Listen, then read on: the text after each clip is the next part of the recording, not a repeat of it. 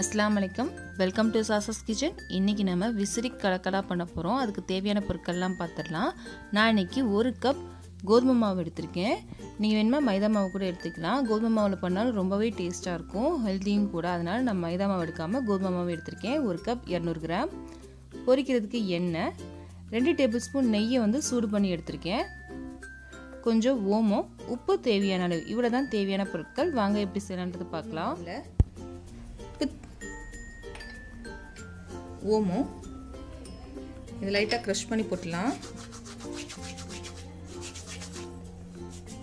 ஓமையும் நல்லா கலந்து விட்டுடலாம். கலந்துட்டோம். இப்போ நம்ம உருக்கி வச்சுருந்தோம் இல்லையா நெய், அதை சேர்த்துடலாம். நெய் எல்லா மாவுலையும் கலந்துடணும். ஸோ அந்த மாதிரி கலந்து விட்டுடலாம். ஃபஸ்ட்டு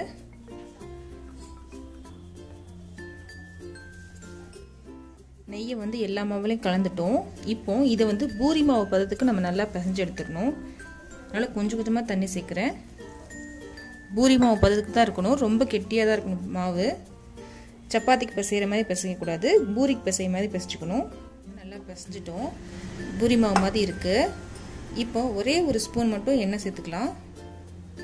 இப்போ நெய் சேர்த்தா கூட ஓகே தான். நான் எண்ணெய் சேர்த்துக்கிறேன். இப்போ இதே சேர்த்து நல்லா பிசைஞ்சு எடுத்துடலாம் ஒரு 5 நிமிஷம் வரைக்கும்.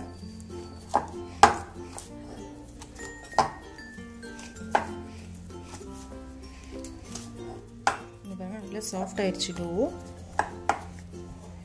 இந்த மாதிரி சாஃப்ட் ஆயிடுச்சு. போதும். இதுக்கு அடுத்து என்ன செய்யணுன்றது பார்க்கலாம். இதில் போர்ட்லேயும் கொஞ்சம் மாவு தேய்ச்சிடலாம். இப்போ இதை நல்லா திரட்டிடலாம். நல்லா பெருசாக திரட்டிடலாம். திரட்டிட்டேன். இப்போ இது ரெக்டாங்குலாக நம்ம கட் பண்ண போகிறோம். கட் பண்ணிடலாம்.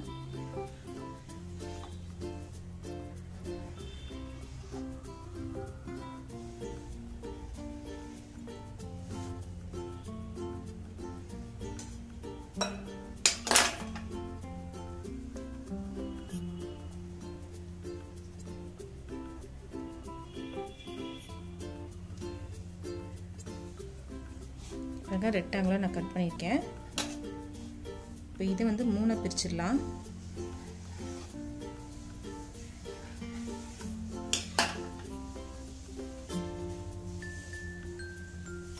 பிரிச்சோம் இல்லையா, அதில் ஒரே ஒரு பீஸ் மட்டும் நான் எடுத்து வச்சுருக்கேன். இதை 2ஆக கட் பண்ணிடலாம்.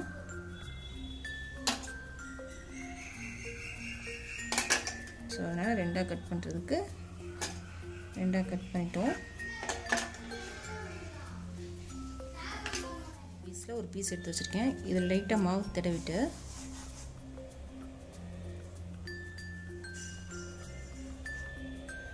இது 2ஆக மடித்து போட்டுடலாம்.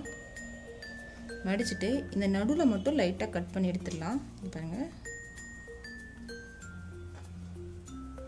நான் ஓரங்களை கட் பண்ணல, நடுவில் மட்டும் தான் கட் பண்ணுறேன்.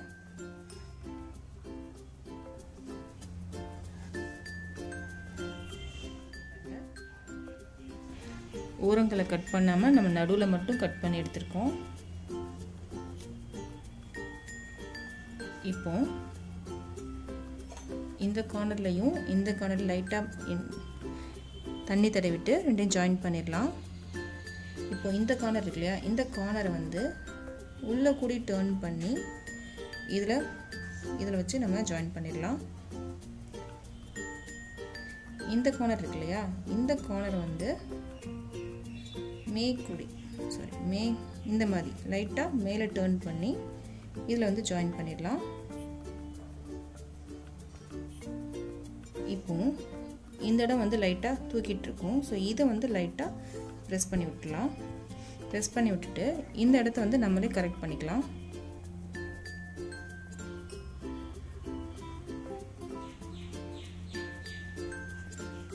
பாருங்க, உங்களுக்கே தெரிஞ்சிருக்கும். இப்போவே எல்லாத்தையும் செஞ்சுட்டேன். இப்போ பொரிக்கிறத பார்க்கலாம். நான் கடாயில் எண்ணெய் சூடு பண்ண வச்சுட்டேன். எண்ணெய் நல்லா சூடாயிடுச்சு. இப்போ பொரிக்க ஆரம்பிச்சிடலாம்.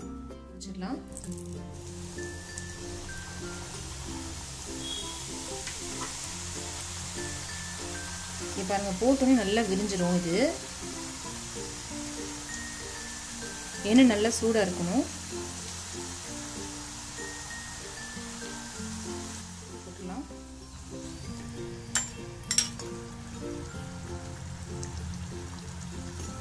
இந்த பக்கம் பொரி எடுத்துடலாம். பாருங்க எவ்வளோ பார்க்க அழகாக இருக்கு பாருங்க.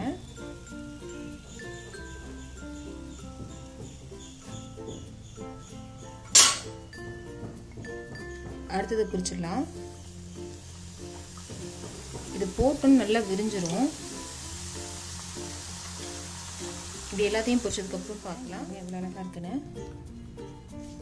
இதை நான் உடச்சும் காமிக்கிறேன். இங்கே பாருங்கள் எவ்வளோ கிறிஸ்பாக இருக்குன்னு.